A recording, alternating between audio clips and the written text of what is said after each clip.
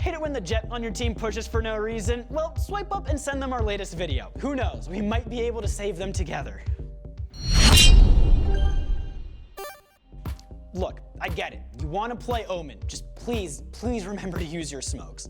What's going on, Pro Guides family? My name is Renox, and today we're going to be talking about the biggest mistake that you make on your agent. Jett means, yeah. Alright guys, Jett is one of the highest skill ceiling agents in the game. Her kit allows her to pull off feats that no other agent can really do. And with that power comes great responsibility. You might ask, what type of responsibility is that exactly? Well, as Jett, you're responsible for understanding the limitations of your aggression. That means knowing when to dash out before things go south. I've seen just too many Jetts greed their dash and end up dead.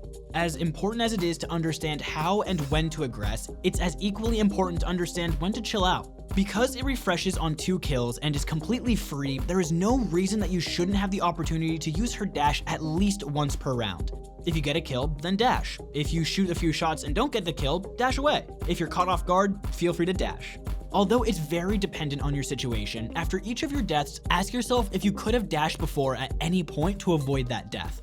Simply put, whenever you're in a position where you could die, use your dash. Even if it's a waste in the moment, it's better to be safe than sorry. The noise of dashing can also make your enemies react in certain ways. This can help you play around with your own dash noise and predict what they might actually do next. It opens you up to a lot of different interactions where you can come out on top. We actually covered this concept and more on one of our more recent videos, 10 plays with Jett. So if you want to learn some more tricks about Jett, go check out that video as well.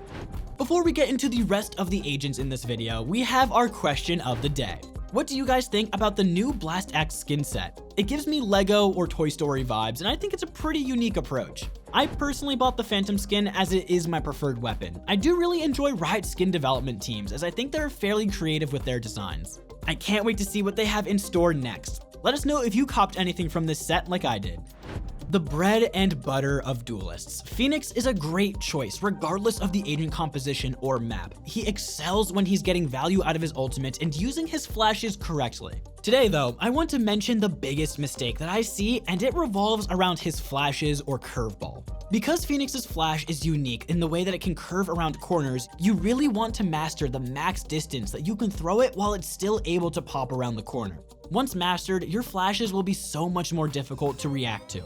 For example, if you watch a master class Phoenix like Drone or Sabrosa, they are very proficient at knowing these flash ranges. All it takes is a little bit of awareness and practice. If you want to get a better idea of this, just go into a custom game like I do and practice your max range flashes. See if you can comfortably flash around different terrain from as far as possible. It doesn't have to be perfect, but if your flash is going around too wide, it gives your enemy more time to visually react to your flashes. We all love a good double satchel play here and there. However, it is very easy to get into the mindset that this type of play always works. I want to talk about how you can use your satchel in other, more consistent ways. Typically speaking, if you're looking to make a double satchel play, you either want your ultimate up to use it in conjunction, or you use your nade to eliminate a spot that you don't need to clear. With that being said, try to learn how to satchel swing peek. Basically, throwing a satchel on the wall and swinging with it will actually catch your enemies off guard more often than not. Especially if they are holding the angle or you're re-peeking them with this method, you can secure a lot of kills by doing this. It's a fairly simple mechanic, but I do not see many Raze players except in very high elo consistently implementing this. Try it for yourself, I guarantee you that it will make your Raze so much scarier. Reyna is the queen of tearing it up in Valorant ranked. So if you're struggling to climb with this monster of an agent, it may be because of this simple mistake. Simply put, you guys need to start dismissing, jiggling for more information, and then canceling the dismiss. You can practice this in the practice range and try killing a bot, grabbing dismiss, jiggling around the corner, and then quickly canceling it. Now with that info, you can decide if you want to re-peek dry or with a blind and fall off entirely. But this first step is what I see a lot of Reynas forget to do. More often than not, I see newer Reyna players get way too greedy and default to consume and the healing orb more often than using dismiss. However, in a game like Valorant where it only takes one bullet in the head to get a kill, getting a heal is more of a luxury than a necessity. So if you expect there to be more enemies after you secure the initial kill, you should 90% of the time take that dismiss orb unless you absolutely need the heal. Omen smokes are among the best in the game. Being completely free and having a recharge timer allows him to get them on the battlefield as the round progresses. However, I see a very common mistake inhibiting many Omens from reaching their full potential. This mistake is not conditioning your enemies with one of your smokes. And basically, you want to get into the habit of smoking one thing off consistently. By watching, pushing, or sitting in that smoke, you condition your enemies to respect that smoke. I'd see a lot of Omens try to smoke for their teammates, but in solo queue, a lot of players won't play around your smokes like you might hope they would.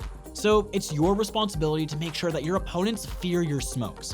For example, on Haven defense, smoking deep C-long every round will open you up to many more plays. You can start by watching it, then later seeing if you can push in one of those rounds or even tuck yourself into C-cubby. Understanding why it's so important to make your enemies respect your smokes is the #1 factor in having a strong Omen. The biggest mistake that I see Brimstone players make is saving their mollies only for post-plant defusals. Brimstone actually has the strongest molly in the game, and it should be primarily used to clear pesky spots like other mollies in the game. Just like Raze's nade, Sova shock arrows, or Phoenix's molly, don't forget that his molly can be great at clearing spots or halting pushes. Keep that in mind next time you lock in Brimstone and end up tunnel visioning on that molly lineup. Viper is a lot like Omen in the sense that you need to establish respect around your utility. Instead of her smoke, I want to cover her wall. Again, similar to Omen's smokes, Viper's wall is completely free each and every round. That means that you should never be afraid to use it each round if you can get its value. This is particularly the case on the defensive side, as you want to use it to stall aggression in a specific part of the map. This can also translate into you making later and more aggressive plays to catch your enemies off guard. I want to show you guys a wall that you can do on Haven that's great at helping you keep more control over split mid. So if you take this concept and apply it to other maps, your Viper can actually be a scary threat that most people don't really understand yet. Without a doubt, the biggest issue that many Sova players make is their reliance on Recon Dart lineups. These are great and important to know, don't get me wrong, but it's equally as important to recognize when they aren't so great. A good rule of thumb is to keep in mind to always prioritize speed and location of the dart over hiding or having a specific lineup for it. You'd be pleasantly surprised, but more often than not, a simple full charge straight shot dart can be much harder for the enemy team to react to and will usually get you more value. On top of that, you will also be closer to the action, allowing yourself to help trade in more fights and being able to push towards the site together. This same concept comes in handies with retakes too. If you can be closer and safe with your utility, you'll be in a better position to capitalize with your teammates. There is no other agent in the game that has as much disruption utility as Breach. However, it's important to recognize that his utility has very long animations, so you must be more proactive on this agent than most others. One of the biggest things with Breach is learning how to establish map control with his flashes. It's important to try and use a flash off the start of the round to either try and halt early aggression or secure yourself that portion of the map. To highlight this point, watch how on offense I'm flashing Garage off the start of the round, and on defense I'm flashing mid-window to stall for that early mid-window peak. By doing things like that, you alleviate pressure on the map for your team and open yourself up to make more plays as the round progresses. Remember, it doesn't have to be these exact plays, but playing proactive with your flashes is the big key to mastering this agent. Skye is the newest and quite an interesting agent to Valorant. Her kit has much left to be explored. However, one thing that is certain is how great her flash can be at gaining information.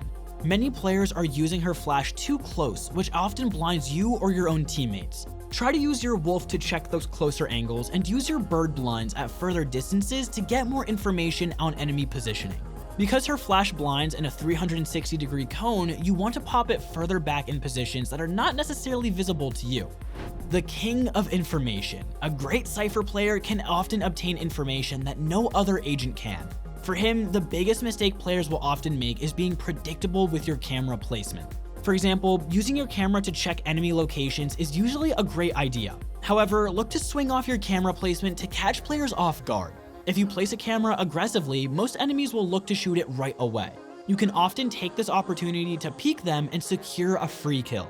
If I already expect a player to be holding hookah on bind, for example, sometimes I throw a camera on the wall and then just peek with it immediately. This type of play is really important to understand and utilize in your own games for maximum value out of your camera.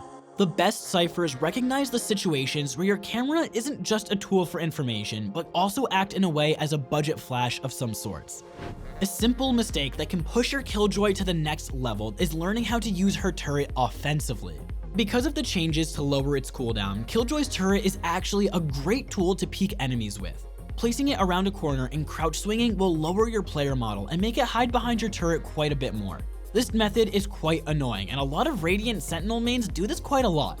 It's a fairly safe way to play aggressively that players don't expect from a Sentinel agent like Killjoy. Let me know if it works as well for you guys as it does for me in the comments down below. Sage is the last agent that we have for this list. Even though she doesn't see a lot of love, especially in the lower ranks, she's actually surprisingly strong and is one of the best off-meta picks in the current state of the game. With the recent rebuffs to her wall, reducing the cost down to 300 and increasing its decay being much less than before, she can do a lot of the same things that she used to do again. The main mistake I see Sage players do is play too passively around her wall.